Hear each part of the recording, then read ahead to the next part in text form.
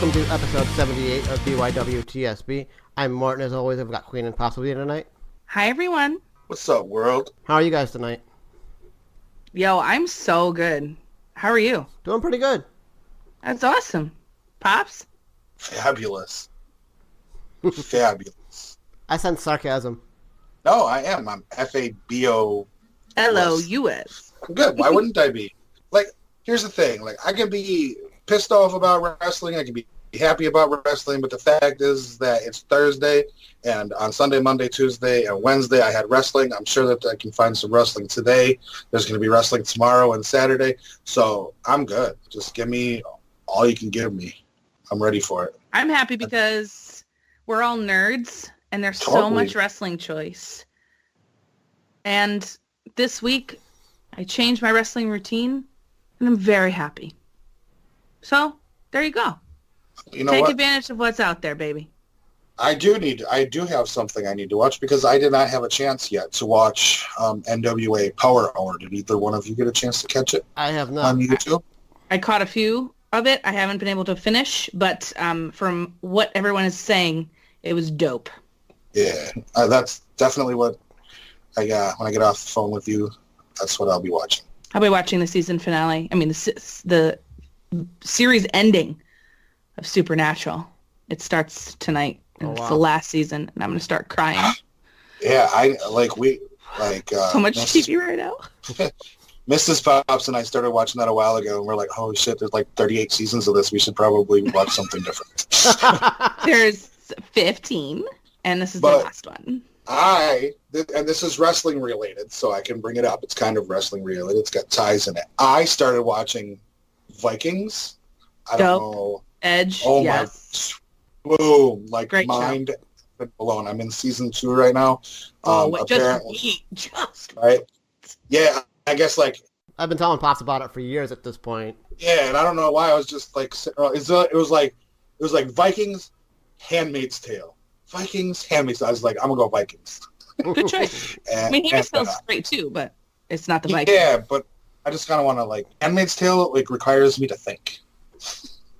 And I kind of just want to watch TV sometimes. So, Becky Lynch was a supplement on there, and Edge was a recurring guest after season 5, I believe, right? I think so. 4 or 5. So, super excited about that. So when I'm not watching, Supernatural's wrestling related too. The Miz was on it. oh, They did a so whole now- episode about wrestling. right. Yeah. So then I'm gonna have to watch all 95 seasons of it now. And for anybody who hasn't caught Arrow, that series is fantastic too. That's also wrestling related. Cody Rhodes was on it. That's how the world got introduced to the Vigilante Club. So, are you looking for the newest and hottest in the world of pro wrestling? Then check out the amazing action on Powerslam.tv, the biggest indie pro wrestling channel in the world. Get over 6,000 hours of the best events from over 150 of your favorite promotions from 20 different countries around the globe. Brands like Progress Wrestling, Evolve Wrestling, Combat Zone, Defy, PCW Ultra, PWX, Over the Top, Shine, and hundreds of others with fresh content added every day for only $5.99 per month. Get your free trial today at Powerslam.tv. and I guess now we have to talk about it, right? Yep. Last week? Well, Wow, nice. that's what we do here. First up is the highs for Hell in a Cell. Okay. My high for Hell in a Cell was the Becky versus Sasha in a cell. I thought they had very unique spots, specifically the chair on kendo sticks. It's brilliant. It was just the way it was, I think, for WWE, one of their matches of the year, for sure. The heart and soul that those two put in, that was an excellent way to start off Hell in a Cell. I thought they looked great. The story flowed very well, even though, it turned out a little differently for Sasha fans. I think it ended the way it was supposed to, oddly enough, even though I think they're still booking Sasha like a chump, but that's okay, because this match, I think, made it better, put it that way. So I really liked that. And then I loved the Kabuki Warriors winning, but specifically the Mist. So, yeah, those are my highs. Let's start off the episode off properly and already start parroting Queen. My highs were Becky versus Sasha in Hell in a Cell, with the exception of the ending, because I really wanted Sasha to win. But overall, the match was really, really entertaining, and was the right match to start off the card. And the Kabuki Warriors beating Nikki Cross and Alexa Bliss was great, and I love me some evil Asuka. My question is she ultimately going to get Kairi Sane to turn to the dark side, so to speak? We'll talk about that. Yes. She said shit in Japanese on Monday night, apparently, so I think we are. we're one step closer. And as far as, my thoughts on Hell in a Cell, my highs would be those two matches as well, but I had two high spots, high moments for me that I just absolutely loved. And one of them, surprisingly, involved Roman Reigns. That Hurricane Rana that DB pulled off on, I think it was Harper, and then Roman came from the crowd and hit that spear. Was fantastic, and then their finishing sequence was phenomenal. I actually was like, hey, this could be a team, and maybe then, just maybe, Daniel Bryan's the guy that can finally get Roman over. And then Mustafa Ali, I called him Mustafa because that's his effing name, countering the first RKO. That was great. That was fantastic. To be honest, I think that, look, everybody knows before we even say it what our low point is going to be. We're going to mirror each other, maybe. But I thought up until the six-man tag that this was a pretty darn good pay-per-view. Well, I mean, yeah, I think they had some solid stuff. That's for sure. Once that tag match hit, though, it was just all downhill from there. In such a sharp, when you get to the top of the roller coaster and you're like, this is great. And then it starts going down. You're like, this is not great. This is really not great. And we just plummet to the deep, dark depths of bad. That's where we're at. Yep. But I would say that they were matches that were solid and good. But my problem, I think, overall, before I even get to the main event, was that we were on Saturday before the pay-per-view, and they only announced one additional match, which was Bayley versus Charlotte, which we all thought was going to happen anyway. I don't understand the lack of preparedness for this pay-per-view. That was, really bizarre for me. I'm like, how is there still only 4 matches? And then we're, announcing matches, right before it's starting? Mm-hmm. Day of, but not even, just day of, hour of. Mm-hmm. So for me, that was a little strange. I didn't really understand why it was just fuck it, let's just do this. I don't get that. I left overall feeling that I don't think Hell in a Cell should be its own pay-per-view. I think it should just be a special match that is put into a pay-per-view for very hot blood feuds and leave it alone. For me, I think this just ruined it all, and I'm kind of just over the whole thing as a standalone pay-per-view. I think if you make it special again and make it really mean something as the place where feuds go to die, and then we move on, I think that could be really cool. But until then, I think we should just get rid of it altogether. The Lacey Evans pre-show match with Natalya was garbage. That was just, I don't understand why we're still doing that, though I will say when we get to it, it was better on Monday. This whole Shorty Gable thing, I know that they trademarked or whatever they did with Shorty G, but why? Why can't we just let the man wrestle and not tell short jokes? I just can't. That just makes me sad. I just don't like it. But the real thing about it is just it sounds like a wannabe rapper. Are we doing Doctor of Thugonomics Part 2? What's happening? Right. Are we changing his character? Okay. Right. let me ask you something. Would you buy a shirt that says Chad Gable on it? Or would you rock a shirt that had a nice design that said Shorty G? Like, I understand to me, your marketing perspective, but I don't understand Right. why it's happening to Chad Gable. Do you understand what I'm trying to say? Like, I don't get why it's happening to him. And, like, what is happening with his character? Like, are we getting a completely new Chad Gable? And we're just going to turn him into a rapper? Like, what are we doing? I don't know. What I think is that it's something for Chad Gable who needs to be on TV, right? He's a wasted talent sitting back in the cafeteria or catering, whatever you want to call it. So if they want to, and I'm sure he thinks the same thing too. He's like, shit, if they want to march me out there and call me Shorty Dumb Shit, I'm going to be out there and be Shorty Dumb Shit because my television checks are coming in. You know? So I'm trying not to look too far in. I'm trying, after Sunday, I am trying so hard to not look into like my imaginary crystal ball because I was left on Sunday so utterly confused. I felt like almost everything I knew about wrestling and certain matches was like Blown up? enough.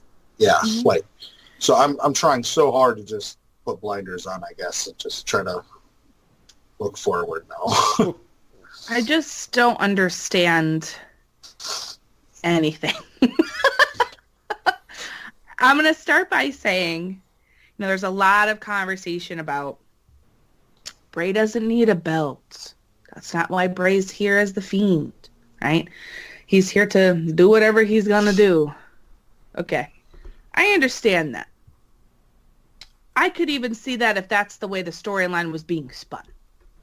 Let's say, right? I'm not here for belts. I don't give a shit about championships. I'm here to destroy your life. Okay, cool. That's fine. You could do that. But to be fair, really quick, I'm sorry, to be fair, the Fiend never once said anything about a belt. Right, but they never picked a direction is what I'm trying to say. So, like, if that's what they're trying to go for, then, like, let's do that. Or if we're going to put them in a championship match, then maybe not book it in the way that they did, in which is booking themselves into a corner for a lot of different reasons. One, for me personally, I just like definition.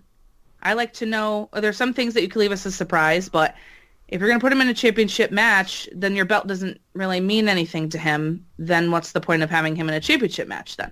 To destroy your champion, and then what? What's your end game with that?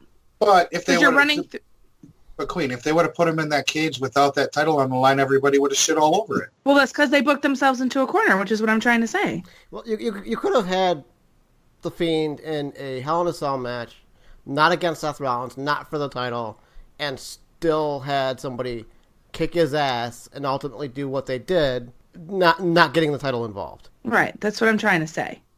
I just feel like, for me, they booked it into a corner because in a lot of ways, they're booking him to be this unstoppable monster, right? He's kicking out of things at one. He's getting up. He's no selling. No effect of the curb stomp, right? Which supposedly takes out people in 1 or 2 tries. Braun took 4 and then a different move, right? Brock 3 or something like that, 5, whatever. Your strongest guys, right? Takes a little bit. This guy, none. How many curb stomps were in there? Well over 11. Minimum 11 I counted, right? I could have been missing. I don't do math very well. But I know it was 11 minimum. And I just feel like, okay, so like now what are we going to do? So how are we going to go into a match with Seth now and he's going to curb stop somebody and that's it. They're out. It just minimizes it a little bit. I'm not saying it's ruined. I'm not saying Bray is ruined. I'm just saying for me, it didn't read as like the storyline of, oh my God, what else does he have to do to put this guy away? It didn't read like that to me. Because we say that all the time. Michael Cole says that like on the regular. So like, what does he have to do? It's not that. It was a totally different vibe to me. So when you do that and then you call a match a DQ at first with the referee telling Seth, this isn't you. Don't do it. And he does it anyway. After all the other Hell in a Cell matches that have used crazier shit, we call it a no DQ. Then they're like, no, it's a ref stoppage for violence or no contest or whatever. You're going against your own rules. So like, that's the part that I'm really just not understanding. All that other stuff aside, that's what I don't get right now in this moment. Like, I still don't understand it days later. And I pretty much feel the same way. They made a point in the Becky Sasha Hell in a Cell match that it was pinfall or submission only inside Hell in a Cell, and then give us this. The other thing that I can say is I follow former referee Jimmy Corderas, and he does this little mini show on Twitter calling Ref and Rants, and he said, yeah, and it was either today or yesterday, that they could have had a referee stoppage in any other match other than Hell in a Cell. And his justification for it was, inside Hell in a Cell, there are no rules. There is no referee's discretion inside Hell in a Cell. But any other match would have been fine. Right, and that's why I'm so confused by this by this choice that they made. And I know from people who are in the back at the show that it's like rocked super hard, the reaction that came from this choice that they made. And I think a lot of it was like, oh, we wanted to give them the belt. That's so much I don't really care about. I think it's the way that they chose to put this forward and the decision they made to stop the match that way and at that time. Because what happened after him getting up, the Fiend getting up and attacking Seth and the blood and like the real brutality was so drowned out by the visceral reaction of what was done. And like everybody, that we're talking to in our group texts and all that stuff all felt a similar way. Like even people who were rooting for Seth Rollins was like, wait a minute, there's a DQ in Hell in a Cell? Like what's going on? So it was like a lot of like craziness. I feel like that overshadowed the ending, which could have like if you go back and watch it, which I did, and you see it, it's like there's the storytelling coming in of what I think they were trying to do, but it just got so drowned out at the time that I don't think they got across what they wanted to get across, if that makes sense. It does. And then this after effect of the damage control that they've been doing. Right. They did what they did on Monday, and then they put out a YouTube show on their YouTube channel trying to explain it away, I think last night, which I think that's what, when I saw Jimmy Corderas' Rough and Rant this morning, I think he stated that that's why he did what he did, talking about the topic today, is because of how ridiculous their response to it was in that YouTube show. I too felt the same way on Sunday night. So I watched the match, the whole thing again before I went to bed. And then when I got home from work on Monday, before I watched Raw, I watched it again. And I talked to a lot of the people that felt the same way, and then I tried to see it from a different perspective. And I got totally behind a different perspective where, the ref telling Seth, don't do it, this isn't you, was part of the story where, this whole time we don't really know what Fiend's end game was, because guess what? He doesn't tell us. Bray doesn't tell us what he wants. He's I want to be your friend. I want to do this. The only thing he told us that was going to happen was he's going to tear him apart in that last little Firefly Funhouse. But I got behind a theory that Fiend wanted to pull Seth to a place that he'd never been before, which I was totally behind it. But then they did all this dumb shit where the ref is sending out messages, this is why I stopped it. And then they're doing the YouTube show, and it's like, you know what? You'd have been better served to just let everybody be pissed off and tweeting about it and talking about it instead of damage control, giving some stupid-ass explanations that people are now tweeting and bitching about that. Because if you have good creative, you could have perfectly written yourself out of this fucking hole. I'm less angry about it. I'm less angry about the match being stopped than I am about they've effectively made the Hell in a Cell not matter anymore. To me, nobody got DQ'd or no matches were stopped with the Foley thing, or hell, even when Caden ripped off the door, and interfered.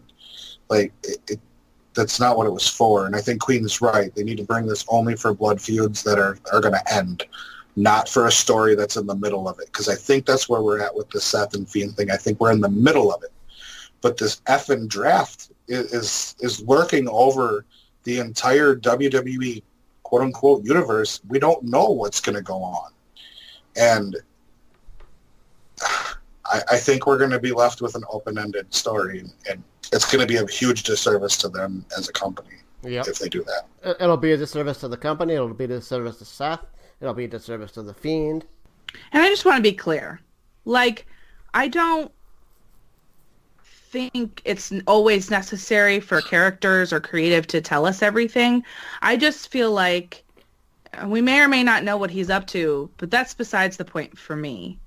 I think if you're going to put him in a championship match and you've booked him the way you've booked him and you've put all this investment and stuff into his character, you're telling a narrative without telling a narrative by booking this match this way where you think one thing's going to happen. And, like, surprises are cool. Like, that's great. Like, I want to watch a pay-per-view and not know who's going to win. But I feel like the right thing to do was not this. And I feel like if he had at least won the belt, people wouldn't have been as pissed, right?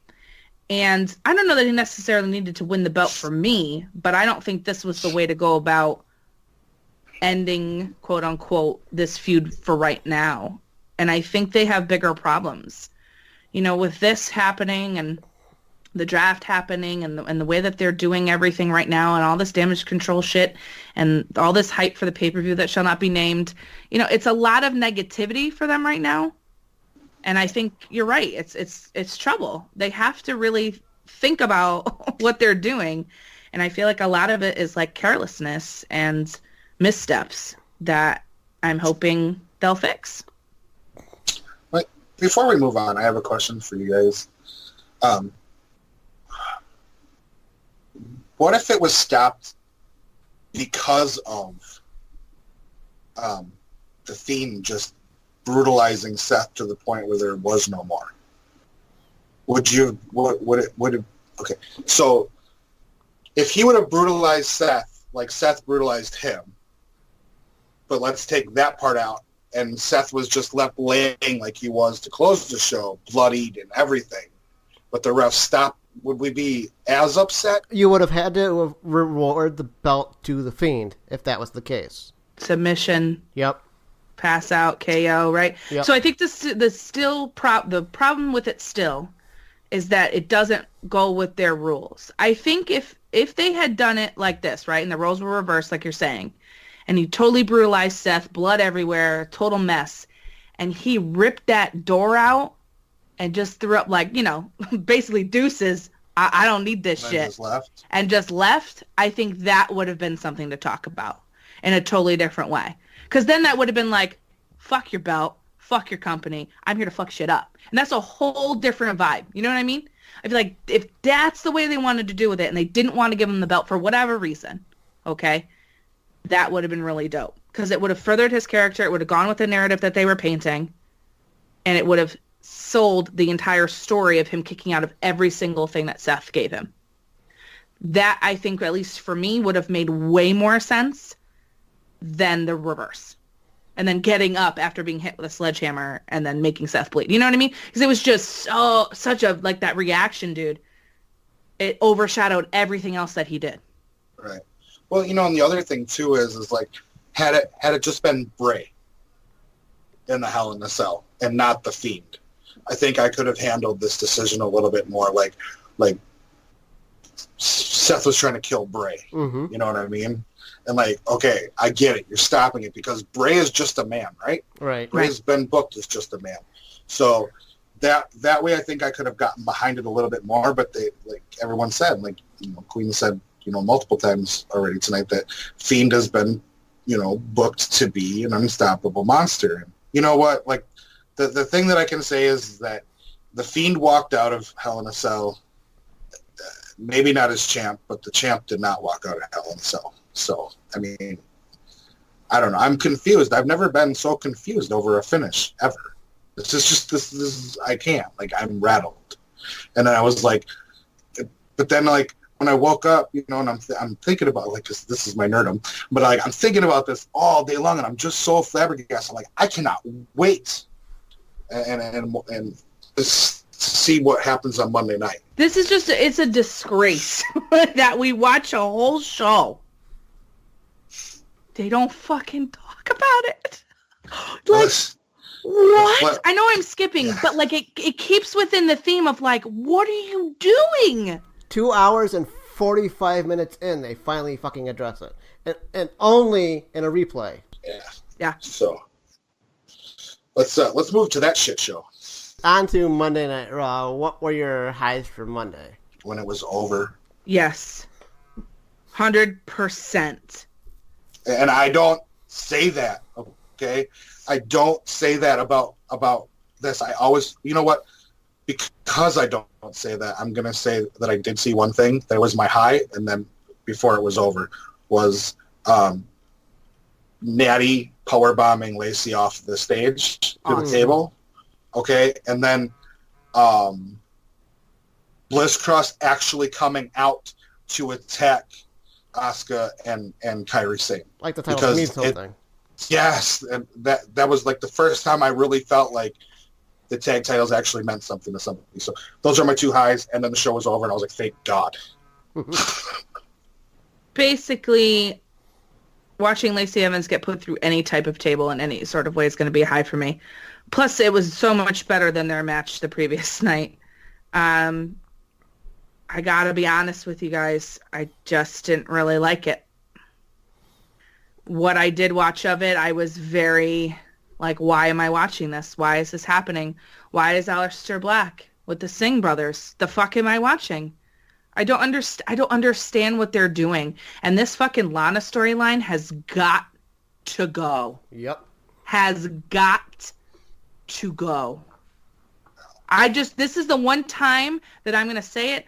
Please get rid of your continuity. Please stop putting the storyline on my television. And please never put Lana and Bobby Lashley in a fake hotel room bed ever again. Though I will say, Brazzers came on Twitter and they were like, if you need help with that, we can help you with your storyline, which I thought was fucking hilarious. Yeah, that's funny. But that's the only thing I liked because the rest of it's trash. It's trash. I just can't. Like, I'm watching her face and, like, when you can tell someone is fake smiling? Mm-hmm. Like, and they're trying so hard. Oof. I just was watching that, like, in horror because you could tell it's all over her face. Like, what the fuck am I doing? They must have given Rusev a huge bump in pay to allow this shit to go on because there's no way. I get it. It's acting. Okay, I get it. This is a freaking made up show, fictional fighting, and it's entertainment and blah blah blah. But it's still another dude kissing your wife, man. Mm-hmm. This is the dude that you see every week. It's not like you're doing a movie with this guy and he's going to be around for, shoot a movie for 3 months and then he's gone. This is some bitch that's contracted to the same company as you. It's like, and the sad thing is like I would like to think that they'll get drafted to different areas, but this was the first effing thing that they decided to recap on Raw. Yep. This is how you open it. Yeah, you had a pay-per-view the night before, and I get that you don't want to address the Hell in the Cell crap, but how about let's address, Becky Lynch, who's your Raw champion? Yeah, I want to start with that. Let's address that. Let's recap that, because that was sick. You know what? But here's the thing. Becky Lynch not being... Okay, here, this is what irritates me. Becky Lynch not being recapped in the opening segment of Monday Night Raw after Hell in a Cell, but being in the first segment on SmackDown as the Raw Women's Champion, where the hell is Bayley until they decided to book a stupid tag match. It just blows my freaking mind. It just blows my mind. Yes. Yes. So right. You're so right. Monday Night Raw reeked of, oh shit, we just did a pay-per-view, but oh shit, on Friday we have a draft. So this show doesn't matter. Let's just throw things at the wall and hope to God they don't stick. Oh, it's sticking in the worst possible way ever. Yep. Also, when in history on Monday Night Raw, and in recent memory, can you remember where they start the fucking show and the show's already started? Never. I'm sitting here And I turn it on, and I'm like, excuse me? What? And, okay. And those two idiots, Corbin and Orton, are still laughing in the corner. What else can you do but laugh? Otherwise, all you're going to do is rage. This shit is crazy. And I said last week on this show that if Bray didn't come out on top or they did something stupid, I'm out. Like, guys, I can't watch it live anymore because this is what they're giving us. Mm-hmm. Why do you want to watch this? Why? Because you like the people. That's why I watch it, because I like the talent they have on. But what they're giving as a product, this show was absolute garbage. And we've said it on this show before, guys. They're fucking, like, coasting and like, bailing out their ship with a shit ton of holes in it until this draft. They're all praying that this fucking draft, even Corey Graves tweeted out, oh my gosh, if only there was like a thing where we can reset all of this. Your draft is not going to solve all your problems. For the vast majority of this thing, you guys, is the talent really the issue? In a couple of cases, okay. But overall, is that what we're mad about? Is that what we're passionately upset about? At least not for me. I think they can work in some new feuds with the draft, but that's not going to solve all your problems. I don't think so. I think with the draft, but I think what they've been doing is just getting to this SmackDown thing. We're going to have finally 2 separate rosters, so that should help a little bit. That's for how long? Well, it's going to have to. This is the thing. That's the thing. They've conditioned us audience to be so disheartened, so pessimistic that we have no fucking faith that they're gonna stick to their bullshit.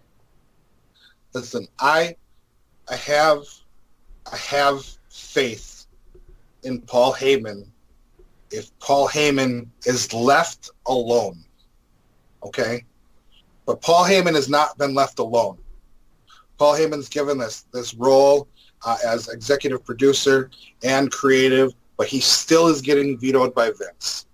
If Vince would stop vetoing him, I guarantee we wouldn't have Lana and Bobby Lashley in a fucking bed together. That reeks of Vince McMahon. Okay? That is not. I mean, and maybe it's a little bit Paul, but I don't see Paul booking Rusev with how I've heard he feels about Rusev as the hurt, sad monster husband. Right. Like, I just don't get it. And then on the flip side, when we go to Friday, I have faith that if Eric Bischoff doesn't get vetoed every week, like, he's going to put on a good show. Because you want to know what? Like, he has to. Raw isn't going anywhere, okay? It's been around for however long. It's not going anywhere. If Bischoff fails at this Fox thing, he's gone. They're not going to keep him. And there's no way he's going to fail. There's no way. It's just not in his DNA to fail. People say, oh, yeah, well, WCW went downhill. Yeah, and after he left, after he was asked to leave, and after, standards and practices came in. So I have faith in those two, but the old man has to focus on football. Mm-hmm. And I think we'll get somewhere. At least I hope. Hope so, and honestly, I don't even want to fix Monday Night Raw because of the draft. Because I don't think us trying to fix it and then people being moved around will matter. Oh, dude, you couldn't get a group of brilliant writers that have actually written good television and good wrestling programs to fix this shit show. Nope. So I damn sure can't. Although I will say, I know you brought up Black against the Singh brothers. Like, the best part of that whole thing was that kick-ass submission, like, weird Dragon Sleeper. Yes, like I don't think I've ever seen a standing one like that. The way he put it on, and he locked it in. So I enjoyed that. But that was about it. They can take their pink tassels and it's like they were trying to be the Young Bucks or something. Anyway, so luckily, and I'm gonna steal this from Mort because I'm super excited to do this. But luckily, since we have Monday Night Shit Show, we can just take a Tuesday and we can watch, Impact and kind of like calm down, or we can watch NWA and calm down, or we can take the day off and then we can get to Wednesday and we can actually watch some wrestling.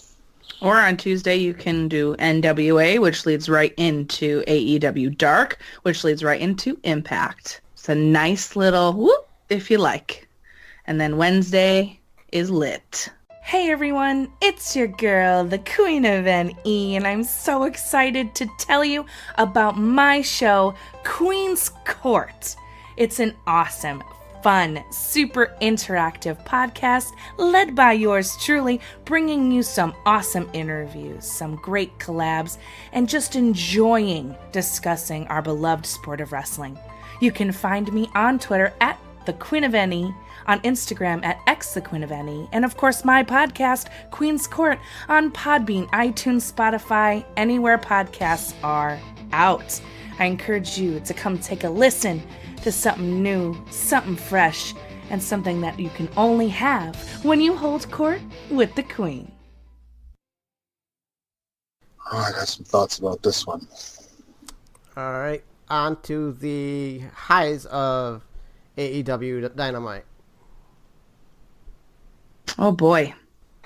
Pops, why don't you go first? You look like you want to talk. Go for it. Go ahead. I don't want to steal like the order, but what I want to say is, last week I was harsh on AEW Dynamite, saying that they were a little bit too WCW for me.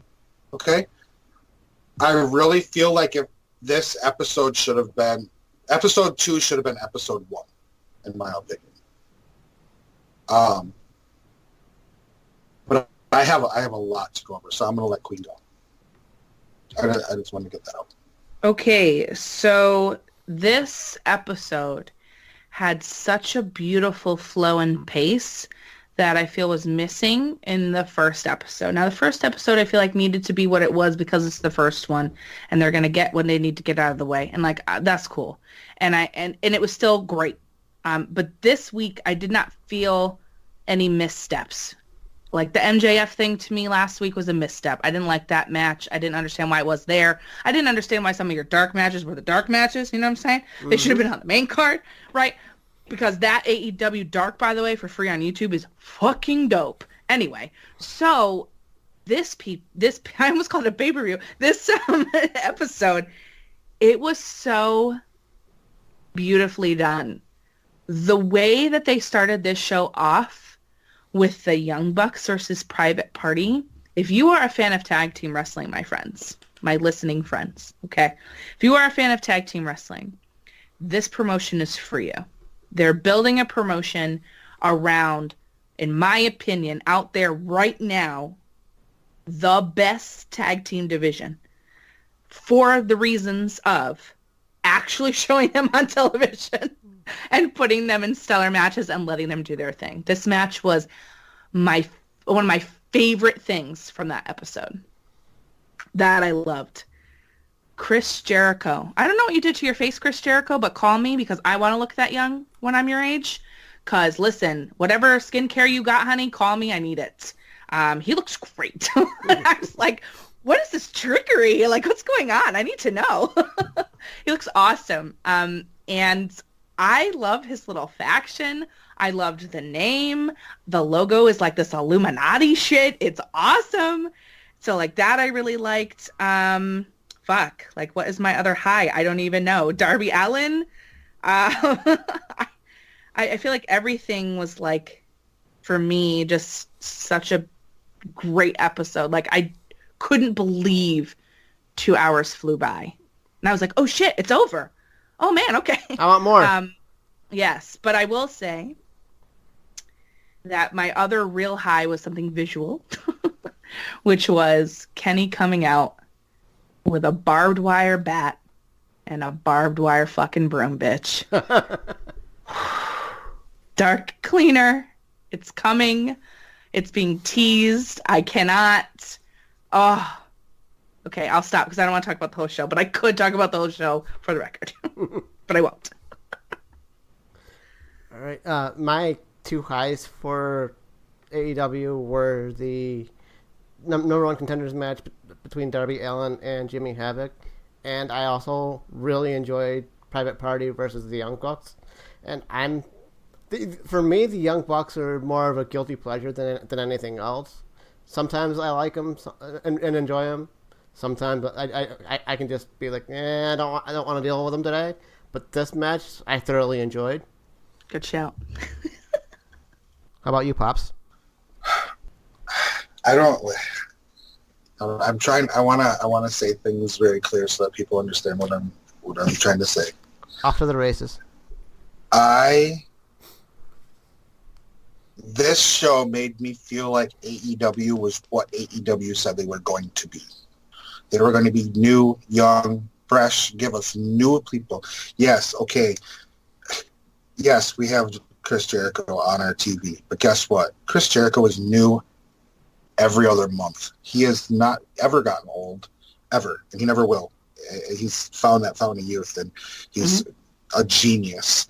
I mean, he literally will tell you to your face he has a good relationship with Vince McMahon, but he will go on national television and bury their fucking creative, which it needed to be done. Although I will say that I did like We the People, but that's just because I'm a nerd.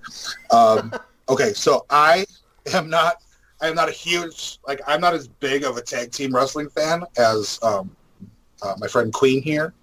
And I'm watching this Young Bucks Private Party match, and what gets me about the Young Bucks sometimes is they'll do all these high spots and then they'll immediately stop instead of continuing on, and they'll look to the crowd for a reaction.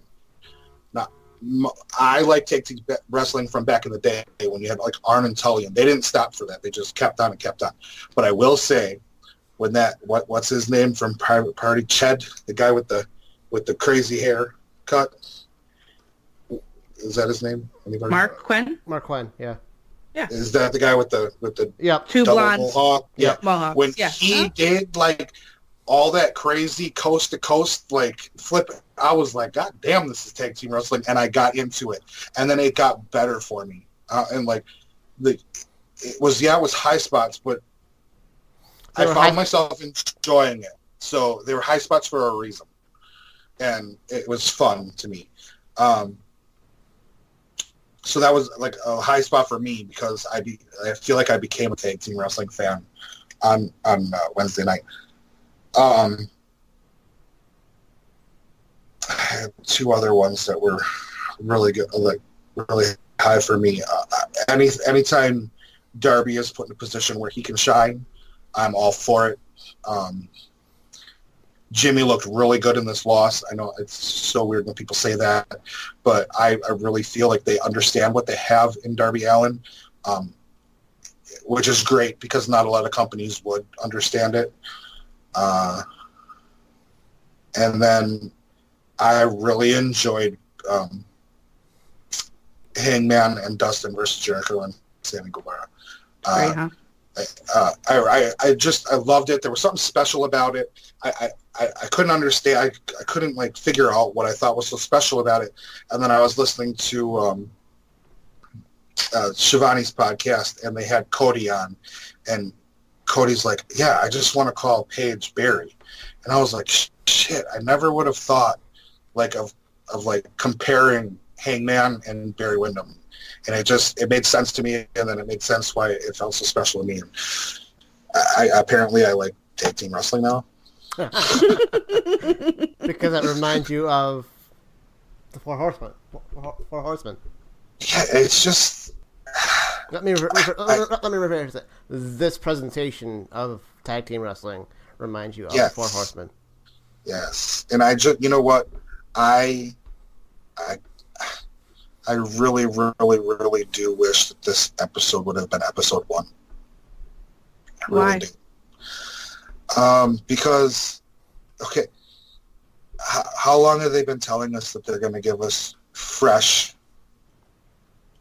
and new and everything, and having the first, okay, maybe not this whole card, but this Young Bucks versus Private Party to open up the whole series would have just been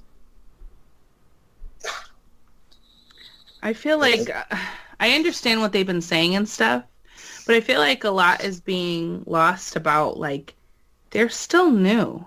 And, like, this is their first foray into television on TNT for the first time in, like, almost 20 years. And I feel like it gives us a lead-in, right? It gives us something for older fans of wrestling who watched wrestling on TNT to gravitate towards. It gave a nod to what was to transition into what is. That's how I'm trying to take it. And I understand that because I totally agreed last week. I said it felt like ECW and like WCW. I totally feel that way. But it had that vibe. It had that look. It had that feel, the lighting, the camera, everything. WCW all over it. But I feel like for their very first episode, it's similar to why Jericho is their champion. And I think the nod to the past and look to the future. And if we continue to get what we got in this second episode with this new and fresh and different talent and the stuff that they're going to showcase on AEW Dark, then I feel like they're going to deliver on what they promised. I don't think they can do it in their first episode. They could do it better in their first episode. But I feel like the second one just gave us, I think, what maybe you were looking for. And I feel like they could have tweaked that first episode much better, like we talked about last week. You know, that MJF match didn't need to be there. They could have put something else there and to give it that new and fresh feel, which they had on the dark stuff. So if they had switched that, maybe, you know, perhaps people would feel differently. I'm not sure. But I can understand what you're thinking. I have a question, because you're not the only person that has said this. And in fact, just about every wrestling fan that I talk to on a daily basis tells me it's so fun to have wrestling back on TNT. Why? Why is TNT so special? They literally, how long was Nitro on TNT? A handful of years. It wasn't. I don't even think it was a decade. And everybody's putting so much emphasis on it being on TNT because that's where the last was seen. No, that's where WCW died. You know, like, I grew up with WCW on the Superstation, TBS. So, you know, and Raw's been on USA for how long, but they were also on Spike and everywhere else. So, like, I don't understand, like, the emphasis on the network. I just think that it's that nod back to what was, and the fact that you have NXT on USA and AEW on TNT at the same time. It's just that little something. For me personally, like, I didn't watch a lot on TNT. I just think it's cool that it's happening now in such a different age with such different talent and a different presentation, different people. And it's the nod to the old, like I said before, but giving us something totally different. That's at least how I see it.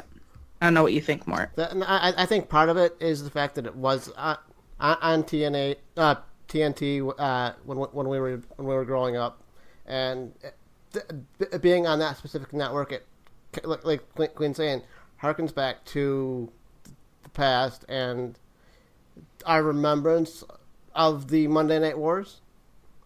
And I know we're not going back there. We're not going back to the Monday Night Wars, Wednesday Night Wars, whatever you want to say. But it's giving us the warm, fuzzy feelings of when we were younger. I get it. I just wonder if like, same situation and they were on CW, if people would be like, "Oh, it's so fun to see wrestling on CW." No, again. It definitely has something to do with TNT specifically, because they could have shopped it to a bunch of different networks, and it wouldn't be part of the AEW package.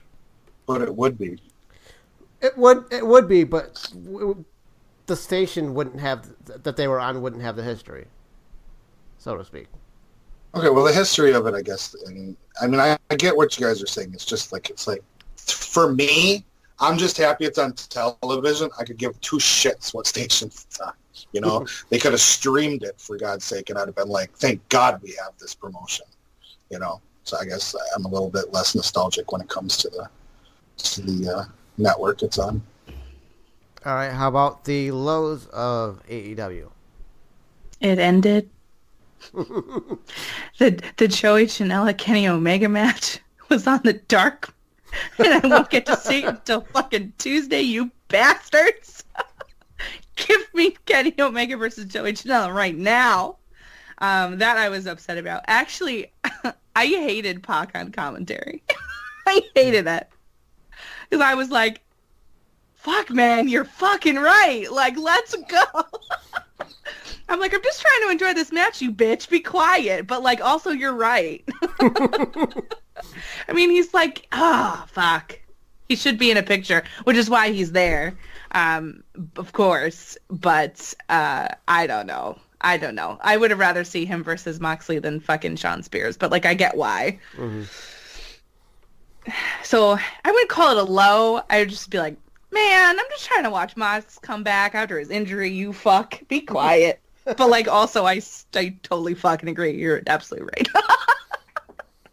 For me, my low was that AEW pulled a WWE move and shoved all of their female talent into a single match for the episode.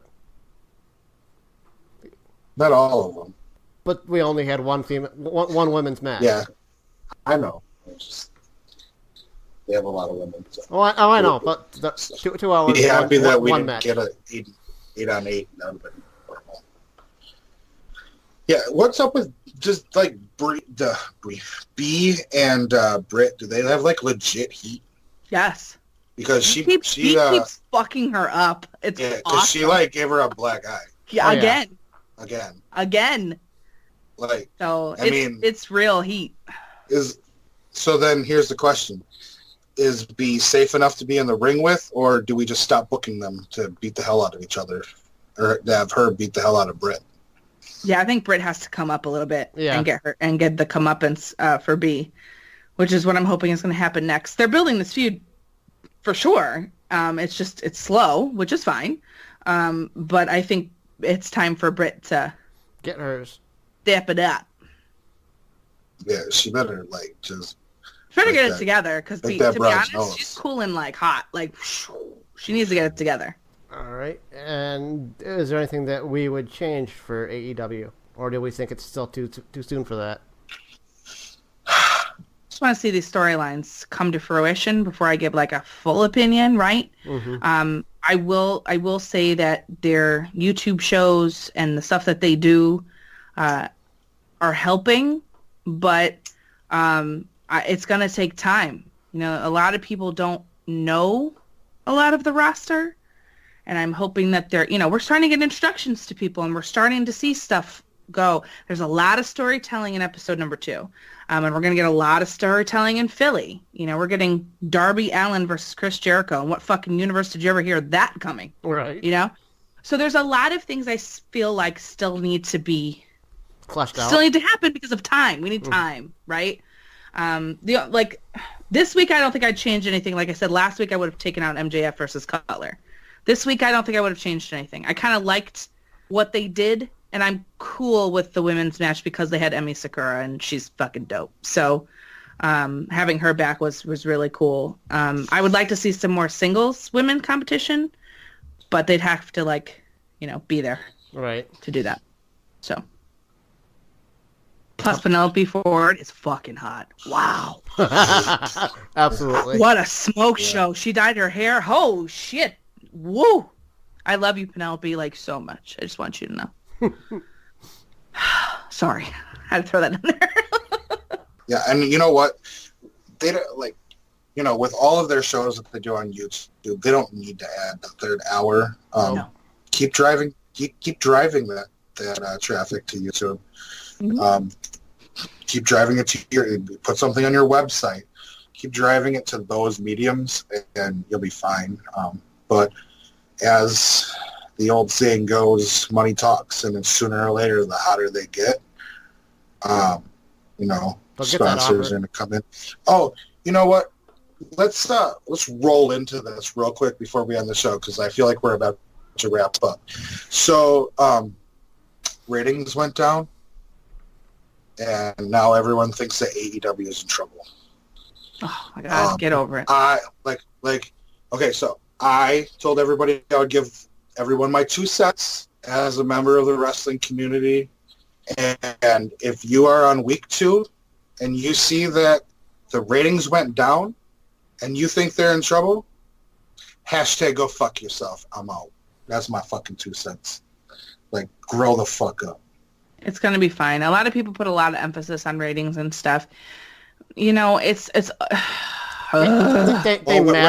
second. Wait a second. Real quick. Let's not finish our sentence, because last week a lot of emphasis was put on the ratings by the companies. And that's what I'm saying. They matter to a point, but how much is the issue? The reason that it was talked about so much last week is because it's a brand new fucking show. It's brand new. Of course they're going to be interested in how many people tune in, because that's fucking natural. They're a business. I get that. But I feel like for wrestling fans, just fucking watch what you want to watch. Who gives a shit? That's not your business. Don't worry about it. Worry about it if it's like, oh shit, there's only 2 people watching, they're going to take it off TV. Then maybe you should worry about it. But right now, this is just like, it's just breeding toxicity.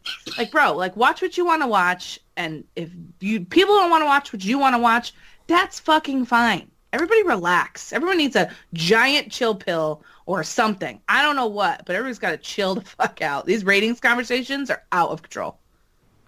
Right. And that's what I'm getting to. Because last week, everybody that's an AEW and fan and a WWE hater, they were all over it like, oh, they just killed NXT, blah, blah, blah, blah, blah. Then all of a sudden this week, oh, well, ratings don't matter anymore. Yeah, it's terrible. They matter to a point. Mm-hmm. But you're right. They matter for advertising dollars, I think. Yep. But I don't even know if that matters anymore.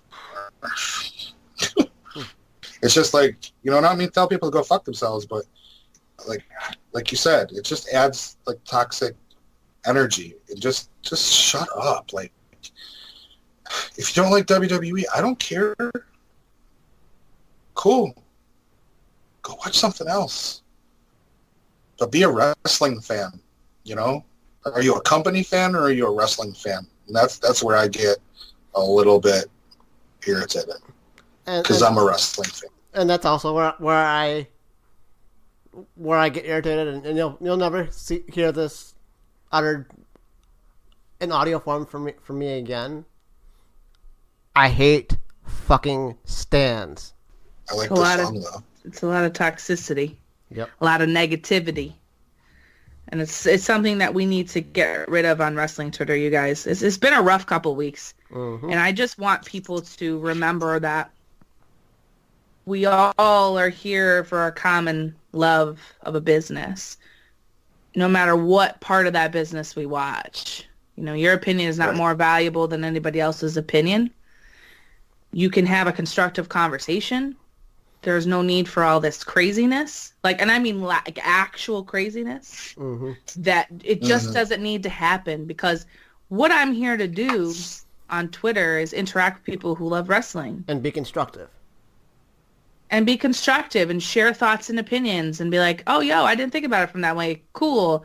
And like have playful banter like I have with you guys when I'm like, Pops, you're fucking wrong. But like, I'm not trying to be like, I hate you because you love WWE and I don't. You know, that's crazy. We can have that playful banter and it's fine.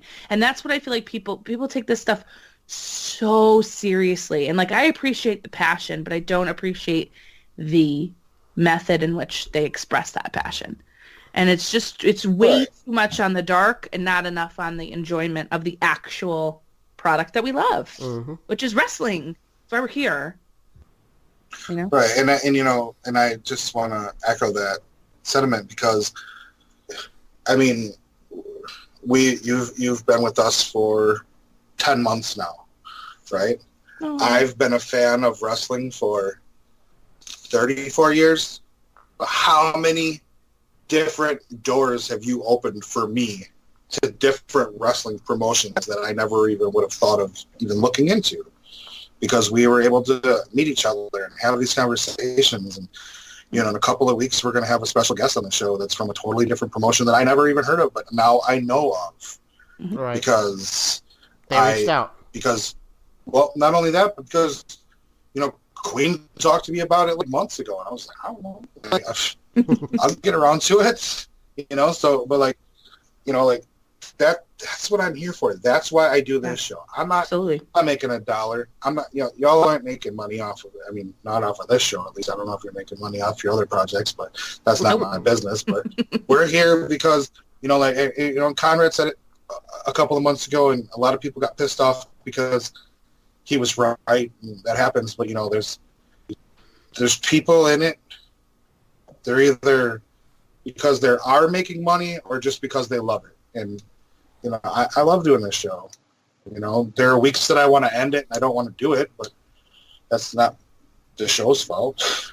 I was presented with a question earlier today that you guys will find out in a couple of weeks, but I'm going to mention it here. That Pops and I have discussed why the show came into existence and the screwed up booking of Bray Wyatt, and it came up in a discussion that I had today. If I was ranted out, or if I still had the passion to do this show, and without a second thought, I still had this passion to come on here on a weekly basis and talk wrestling with two of my best friends. Whether it's a shitty show, a shitty week, whatever, I can come on the show and talk to my two of my best friends about whatever the hell happened that week. I wouldn't have friends if it weren't for wrestling, guys, so let's just put it like that. Queen, do you have anything else before I bring us to a close? Hashtag watch Stardom. Okay. Mort, you got anything before I bring it to a close? I want to close it out this week. Go to powerslam.tv, sign up, use our code DYWTSB for a free month. All right. And coming up tomorrow, the second installment of the Mort Report. And then on Tuesday, Convos is going to drop, and we're going to have Mr. Michael Berry Sr. is going to be on that. We're going to back up to Sunday. Sunday, Queen and I got something for you guys to watch. Of course, Matt's going to drop something for y'all. And, I don't want to tell them right now because they'll go and watch it. Wait till Sunday. I'm just mad you forgot it, but whatever. Well, I had to go. Just sometimes I forget Sunday. Matt Granberry is going to drop something for you. And then on Thursday, you will have All This Beef episode 2. And then we'll be back at it on Friday. So, like, every day of the week, we're in your ear. And if we're not in your ear on that day, we're going to find a way to get in there. So what are we doing on Wednesdays? Watching AEW and NXT silently by ourselves to enjoy it. Yes, that's what we're doing. But, silently on Twitter. Yes, on Twitter. Live tweeting. That's where I'll... Hey, y'all just gave me a great idea. And this is why I love the both of you. Because I think that coming soon, if I can talk these two into it, we're going to do some live watch-alongs. Absolutely not. Nope. Once a month. Nope. Never. Nope. I like to watch my wrestling without having watch-alongs so I can listen to commentary and pay attention. I like to be distracted. That's like why I don't like to talk during movies. I can't stand that. Coming soon on Wednesday, Hashtag... Pops is going to find somebody to do a watch-along with him. Hashtag post-production guy. Hey, look, I love everybody. Even if I don't like you, I love you. Because that's the world I live in. I love you both. Thank you for being on the show with me. And Queen is taking next week off. So next week, Friday, our show's going to be a shit show. But still tune into it anyway. Sorry, y'all. I will not be here next week. Life happens. It does. That works. Shout out to the Midwest Sports Network for having us. And shout out to Mr. Bro Rogan, because I love you, buddy. And this will prove if you listen to us or not. I'm out. Talk to you all next week.